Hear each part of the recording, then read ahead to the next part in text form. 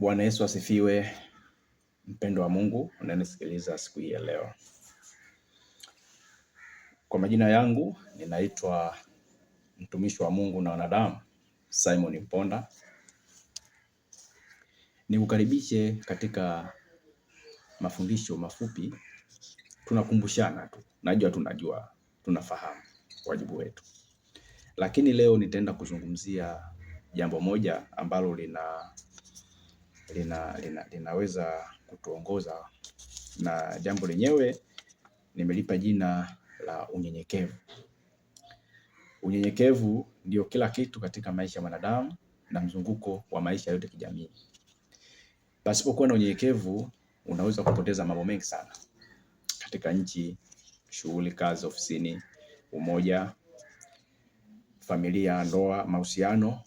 Pasipokuwa na unyenyekevu huwezi kufika katika lengo na unaweza kuharibu mambo mengi sana kwa sababu ya kutokuwa na unyenyekevu. Kwa hiyo tunaposema neno unyenyekevu ina maana kuna nafasi ya kuweza kuwa na power kupitia hilo jambo. Una nguvu katika hilo jambo. Energy. Ukiwa na unyenyekevu unaweza kubadilisha mambo kutoka kwenye hasi kwenda kwenye chanya kwa sababu ya unyenyekevu. Tena ukashangaa imekuwaje? Imekuwaje mimi leo? Lakini kumbe kwa sababu ya unyenyekevu kila kitu kimeenda safi. Lakini watu wengi tunashindwa kujua kuwa unyenyekevu unaweza kukuondoa mahali fulani kwenda mahali fulani, na tukashindwa basi kufika katika lengo au kusudi letu katika maisha yetu kwa sababu ya kukosa nini? Unyenyekevu. Hiyo inaweza kuwa katika familia, inaweza kuwa mume au mke huendi kwa unyenyekevu, ndugu hamuendi kwa unyenyekevu. Kwa hiyo kuna vitu ambavyo mnakosa sasa. Na nikienda kwenye wenye imani, kuna wenye imani timilifu kabisa, wanasimama imara wakiwa na jambo, wakiguswa na jambo, wakiambiwa habari, wanaguswa kwamba ngoja nimlilie Mungu. Lakini wakafanya kweli, wakaomba, wakasema na Mungu, wasione majibu akipokea kwa sababu ya kukosa unyenyekevu. Na nikwambie kitu kingine kuwa Mungu hataweza kukurehemu kwa sababu ya jambo ulilolifanya, kwamba nitoe kitu mbele za Mungu ili Mungu anihurumie. Mungu hayuko hivyo. Mungu mwenye rehema sana, na Mungu hana upendeleo. Mungu hana rushwa. Mungu hapokei rushwa. Hii inatupa funguo kupitia kitabu hiki cha Mika sura ile ya 6 mstari wa 6 mpaka wa 8. Unasema hivi: nimkaribie Bwana na kitu gani? Na kuinama mbele za Mungu aliye juu. Je, nimkaribie na sadaka za kuteketezwa na ndama na ndama za umri wa mwaka mmoja? Je, Bwana atapendezwa na 1000 za kondoo waume au na 10,000 za mito ya mafuta? Je, nimtoe mzaliwa wangu wa kwanza kwa kosa langu, mzao wa mwili wangu kwa dhambi ya roho yangu?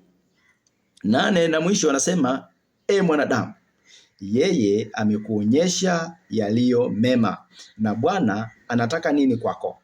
Ila kutenda haki na kupenda rehema na kwenda kwa unyenyekevu na Mungu wako. Kumbe Mungu sio kwamba anataka kitu tutoe kwake ili sisi tupate nini? Tupate rehema, tupate uponyaji, tupate kusamehewa, tupate baraka, tupate ulinzi, kwamba nitoe kitu. Hapana, Mungu anataka roho yako ikiri kwa unyenyekevu mbele za Mungu kwamba wewe unahitaji Mungu akusaidie.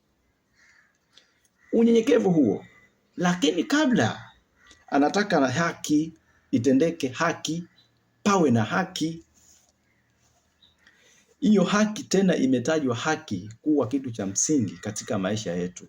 Wengi hatutendi haki kwa watu tunaoishi nao watu wanaotuzunguka, makazini, maofisini, makanisani, majumbani, kwenye ndoa, familia, hatuna utaratibu wa kuweka haki kuwa msingi.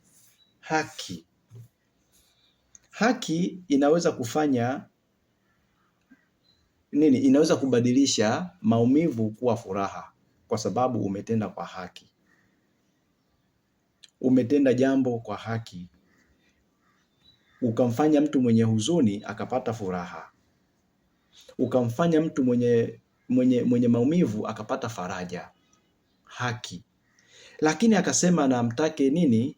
Anataka rehema. Mungu, rehema, msamaha.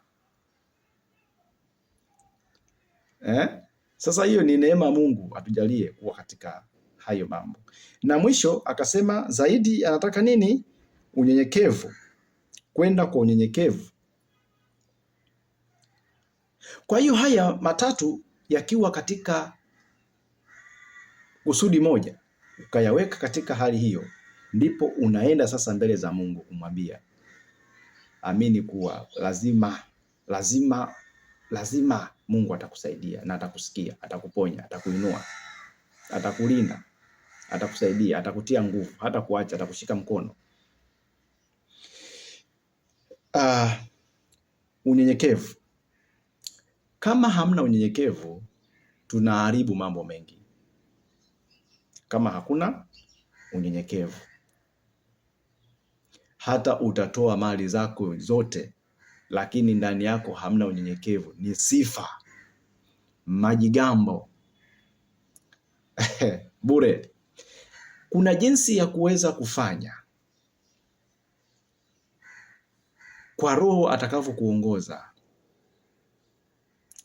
ukatembea na watu wa Mungu, kuwashika mkono, kuwafariji, kuwapoza maumivu walionao kwa unyenyekevu.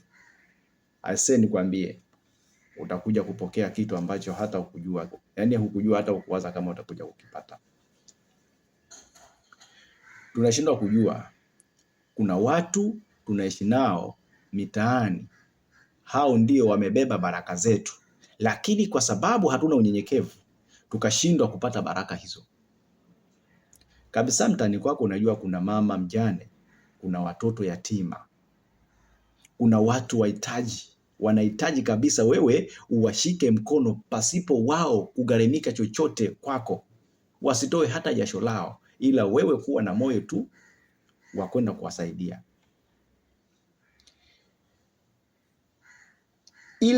Ile hali ya wewe kujiweka karibu na kumfanya yule mwenye maumivu kupata angalau afueni kupitia wewe, Mungu anaona huduma uliotenda.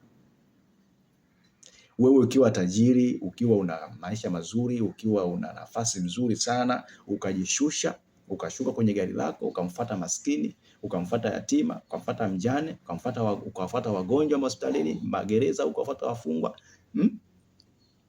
ukaacha shughuli zako, ukatenga muda, ukaacha mambo yako, ukatenga muda kwenda kuwasalimia watoto wa yatima. Unyenyekevu. Sasa Mungu anasema, anaangalia sasa, hapo ndipo utakapoona baraka sasa zinaanza kufunguliwa. Sio kutoa ng'ombe 100, sio ukatangaza sasa ndio umefanya hayo mambo. Tunapenda pia kuweka kumbukumbu ya mambo yote tunayoyafanya, lakini kama una nafasi ya kwenda kuwasaidia watu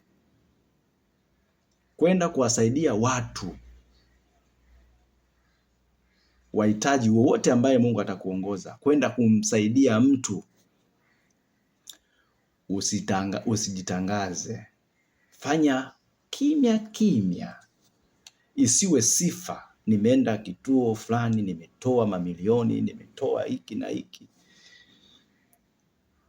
Umetoa kwa ajili ya watu wakuone umetoa, au umetoa kwa moyo wa unyenyekevu mbele za Mungu?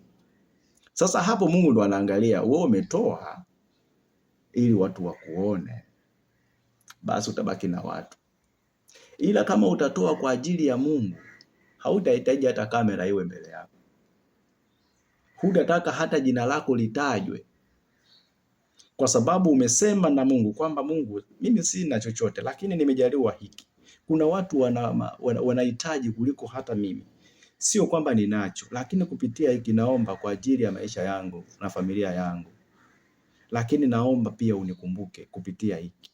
Napeleka kwa ajili ya mama wajane, napeleka kwa ajili ya watoto yatima, napeleka kwa ajili ya wagonjwa hospitalini, hata majumbani huko, napeleka kwa ajili ya wafungwa. Unaenda kuwasalimia, unachukua tu hata kamswaki, mafuta ya kupaka. Kwa hiyo kile unaenda unamsalimia ambaye umekusudia kumsalimia, Mungu amekusaidia kukutana naye, unampa maneno mawili matatu, akatabasamu akacheka, ondoka. Amina, nakwambia Mungu hatakuacha, lazima atakuwa na wewe. Kwa hiyo tusiwe sasa mbali katika hata kuomba toba, kuomba rehema ya Mungu ili atusamehe, kwa sababu hatuna kitu cha kumpelekea. Tusikatishwe tamaa, tusikate tamaa. Tuombe Mungu atusaidie, atuongoze. Tusije tukakatishwa tamaa kabisa. Tuombe nguvu ya Mungu ndani yetu ituongoze. Nina imani sana Mungu atatuponya, Mungu atatulinda, Mungu atatusamehe. Hata ukiwa umetenda dhambi kiasi hicho, Mungu ni mwingi wa huruma. Usije ukabaki peke yako umeshangaa, umejifungia ndani kwa sababu ya kosa ulilofanya, dhambi ulizofanya. Ukasema sasa niende na kwa mbele za Mungu, niende nikampe nini, nikatoe nini? Mungu anaangalia roho. Mungu anaangalia unyenyekevu wako. Wengine wanatenda makosa sio kwa kupenda. Imekuwa sasa tu kwamba bahati mbaya. Na Mungu anaangalia hayo yote na anajua kabisa. Ila sasa ukiwa tayari kwenda kusema na Mungu, Mungu nisamehe nilichokifanya 1, 2, 3. Mungu yeye anasamehe kabisa. Neno hili likutie ushindi. Tuombe. Asante Baba wa mbinguni, tunakushukuru kwa neema yako. Asante Mungu ni mwema. Asante hata na mtumishi wako ambaye Mungu ametenga muda huu kunisikiliza. Ninakujua wewe Mungu ni mwepesi wa kugairi. Hasira zako Mungu zinaisha kabisa kwa sababu ya wale ambao watakuwa tayari, walio tayari kusema nao wakati huu. Mungu, tunaomba toba na rehema, utusamehe. Tunaomba rehema yako. Tunakuomba Bwana, utuagizishie malaika watusaidie jinsi ya kuomba. Hatuwezi jinsi ya kuomba. Mungu nakuomba ukatuhurumie. Tunahitaji rehema yako. Tunahitaji rehema yako katika maisha yetu. Ukatuongoze Bwana, ukatutangulie. Hatuwezi sisi wenyewe katika taifa hili. Mungu naliweka mikononi mwako. Angalia hata na watumishi wote ambao wanasimamia katika imani, kufundisha na kuongoza katika ibada sehemu zote. Mungu, naomba ukawaongoze. Asante kwa ajili ya walimu ambao wanasimama kufundisha wanafunzi katika daraja zote. Mungu ukawasaidie. Angalia nao ambao hakika wanasimama kwa ajili ya kuwahudumia wagonjwa maeneo yote. Mungu, naomba ukawasaidie.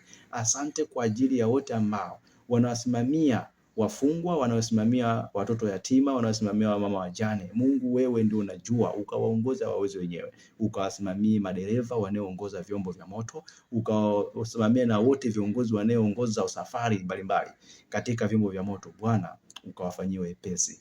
Asante kwa ajili ya yule ambaye ananiangalia na kunisikiliza. Angalia Bwana, ametenga muda wake. Ukamwangalie yeye na familia yake, maisha yake.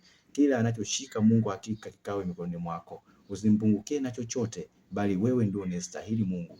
Ukatusamehe na kutuhurumia. Ukatupe nafasi nyingine ya kuwa na faraja. Tukatabasamu kwa kucheka, tukijua kabisa Mungu unatushika mkono, hutuachi hata ikiwa kuna dhoruba mbele yetu. Wewe Bwana unatuokoa.